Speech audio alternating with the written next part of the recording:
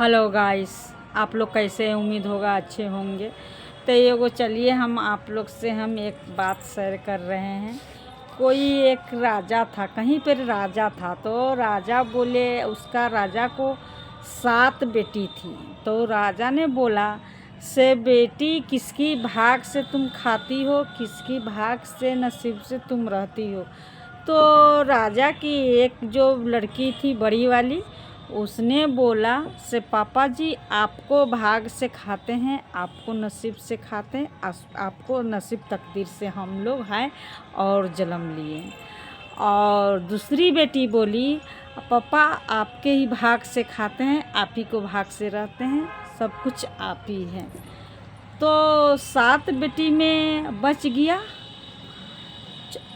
5 बेटी। तो दूसरी से पूछी तो वही बात के जवाब दिया से पापा जी आपको नसीब भाग से हम खाते हैं, आपको नसीब भाग से हम हैं, जो कुछ है सो आप हमारे लिए हैं।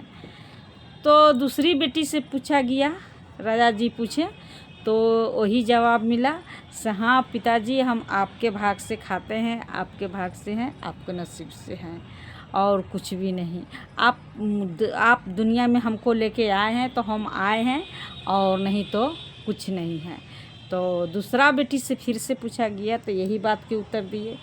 सबसे जो छोटी बेटी थी उससे पूछे राजा जी से बेटी आप किसके भाग नसीब से हो और किसकी भाग नसीब से खाते हो, किसकी भाग नसीब से रहती हो।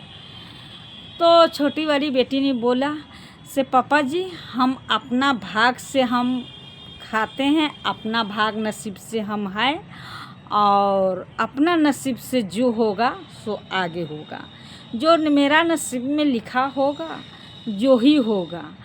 केहू के हम नसीब से तकदीर से हम कुछ भी नहीं है, जो मेरा होगा नसीब तकदीर में जैसा वैसा हमको फल मिलेगा। तो राजा साहब ने बोला से यही तो बहुत अथी में डाल दिया। तो राजा साहब ने किया अपना सैनिकों को भेज करके और वनवास में जंगल में कि करा, राजा साहब ने अपना सैनिकों के हाथे जंगल में अपनी छोटी वाली बेटी को छोड़वा दिया।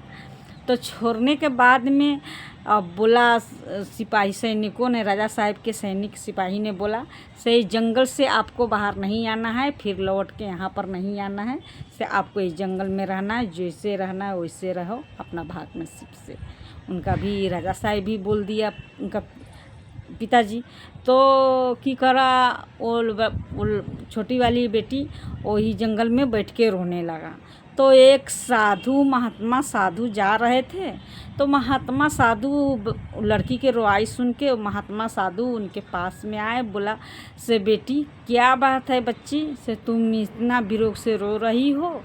तो लड़की ने बोला, राजा साहब के बेटी ने बोला से बाबा हम ऐसा ऐसा बात हुआ है, ऐसे मेरा पिताजी बोले हैं किसका भाग नसीब से खाते हो, किसका भाग नसीब से हो। तो हम अपना भाग नसीब से बोले हैं, अपना भाग नसीब से हैं, अपना भाग नसीब से खाते हैं और पीते हैं, जो होगा जो आगे भी हमारा नसीब तकदीर से होगा। तो साधु ने बोला, महात्मा साधु था, वो बोला से हाँ बेटी तो अपना अपना नसीब के बात के ऊपर होता है, ठीक है मत। और जो एक बात हम तो कहने के लिए भूल गए हैं फ्रेंड, सॉरी। जो राजा साहब के जो लड़की थी, एक कोई महात्मा साधु था, साधु वो भी था। तो वो साधु ने की करा, वो वहाँ पर बैठे थे जंगल में। तो वो बोला, सांप ने बोला से देखो साधु हमको आपको जीप पर बैठ के हमको हवा खाना है थोड़ा, सो हवा खा लेने दीजिए। तो साधु बोला से ठीक है जीप पर बैठ के हवे न तुम्हारे को खाना है तो ठीक है खा लो। तो साधु के जीप पर बैठ के हवा खा करके सांप ने पेट में अंदर चला गया, साधु का अंदर चला गया। वो साधु का पेट फूल गया, साधु वहाँ पर लेटा था, वो नागिन थी तो पेट में चला गया, और वहाँ पर साधु लेटा था, पेट फूल के डुम्मा हो गया था। तो वही राजा साहब अपना बच्ची को, अपना लड़की को उस साधु के हवाले कर दिए सैनिकों से करवा कर। सही देखते हैं इसका भाग नसीब से खाती है या मरती है या जीती है।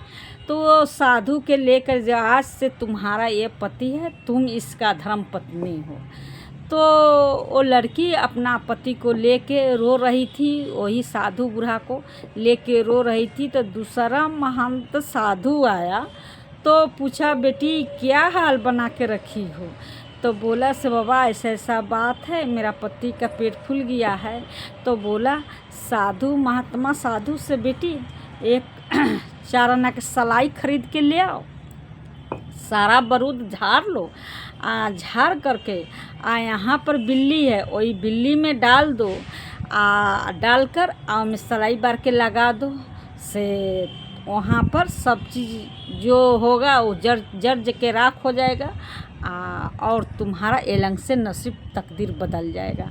तो उस तरीक़ की और ले आओ जो घास होता है चिचौर वाला घास दुब्भी का, तो वो दुब्भी के घास के बोली से बोला साधु महात्मा से, वो ले आओ खन कर और उसका पत्थर पर कुछ के कुछ में डालकर उसका घोर के पिला दो।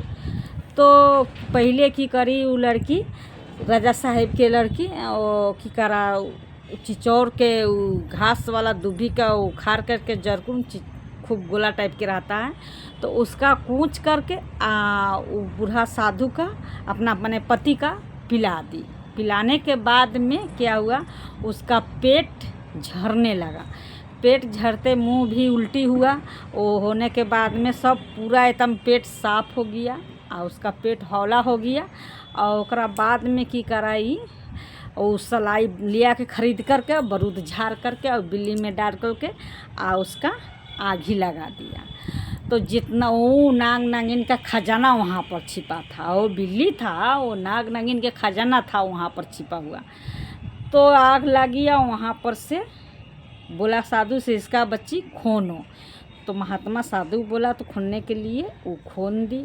और जो बूढ़ा साधु था जिसका हाथ धराया था वो भी राजा साहेब था। तो इसका की करा, बिलिया के लड़कियाँ खोन दिया। खोनने के बाद में जब देखे उनमें से बहुत खजाना निकला, हीरा जवाहरात सोना चांदी हीरा मोती जो भी हुआ सो बहुत धन दौलत निकला वहाँ पर से।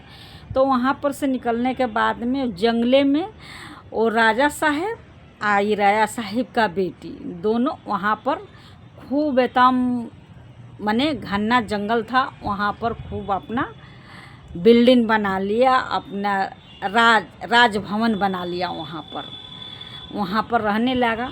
रहते रहते और कई दिन के बाद हुआ, राजा साहब ने शिकार खेलने गया। जो राजा जो अपना बेटी के जंगल में छोड़वाए थे, वही राजा ने वही जंगल में पहुंच गया शिकार खेलने के लिए। तो वहाँ शिकार खेलने गया तो इसका लेट हो गया, राजा साहब की लेट हो गया। सोचे थे से हाँ यहाँ पर जंगल में एक घर बिल्डिंग लौक रहा है, कोई बहुत एकदम राजमहल है, तो वहाँ पर रुक गया। तो बोला से आज राजा साहब के बोला, जो राजा साहब जंगल में था वही राजा साहब के बोला से हाँ अपना दामाद को से आज हम यहीं पर हम रुकेंगे, से मेरा व्यवस्था कर दीजिए, देखिए लेट हो गया। तो बोला राजा साहब नहीं कोनो बात नहीं है, आप रुक सकते हैं यहाँ पर। तो वहाँ पर रुक गए। तो 7 आइटम के उनकी बेटी प्रकार बनाया, भोजन बनाया। और 7 आइटम के भोजन परोसने के लिए 7 रंग के कपड़ा पहिर के आए। जब राजा साहब खा लिए तब राजा साहब पूछ रहे हैं वो राजा साहब से राजा साहब क्या ये आपको 7 बीवी है? से 7 किस्म के हम देखें नहीं, 7 किस्म के हम देखे हैं, 7 किस्म का भोजन आया है और 7 किस्म के और साड़ी में रानी आई है। तो बोला राजा साहब से नहीं, मेरा 7 बीवी नहीं है, मेरा 1 बीवी है। तो वो अपना पूरा जो कहानी था शुरू से बताने लगे से हाँ हमारा जीप पर सर्प आया था, वहाँ पर बैठ के हवा पीने के लिए, तो हमारा पेट में अंदर चला गया और पेट हमारा फूल गया। एक न जाने कहाँ के राजा था, सो वो अपना बेटी के घर से निकाल दिया और लिया के मेरा से वही स्थिति में मेरा हाथ पाँव धरा दिया। और धरने के बाद में तो मैं राजा थी तो ओकरा बाद में ऐसे सब बात हुआ। बिल्ली में से मेरा खजाना उजाना निकला, जो भी हुआ सो निकला। और ओकरा बाद में आज हम इतना मुकाम पर मेरी पत्नी का भाग नसीब से आज हम पहुंच गए हैं। से जिस कोई हाथ होता है, एक औरत के हाथ होता है, कोई कुछ मुकाम पर पहुंचने में एक औरत का हाथ होता है मर्द के साथ में। तो आज जो भी है मैं अपनी पत्नी के नसीब तकदीर से हूँ और जो भी है आज उनकी भविष्य तकदीर से हूँ। तब राजा साहब की याद पड़ा, से रे ये हमारी बेटी है ये।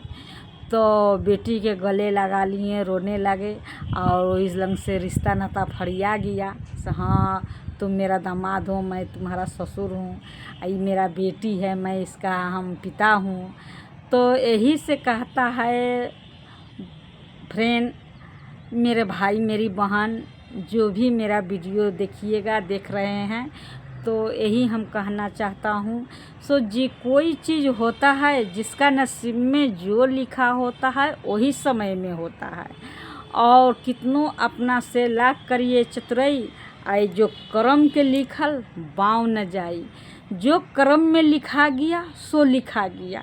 आप अपना से कितनों चतुराई करिएगा, लेकिन जो कर्म नसीब में जो लिख देगा ब्रह्मा जी के लिखा हुआ कभी व्यर्थ नहीं जाएगा।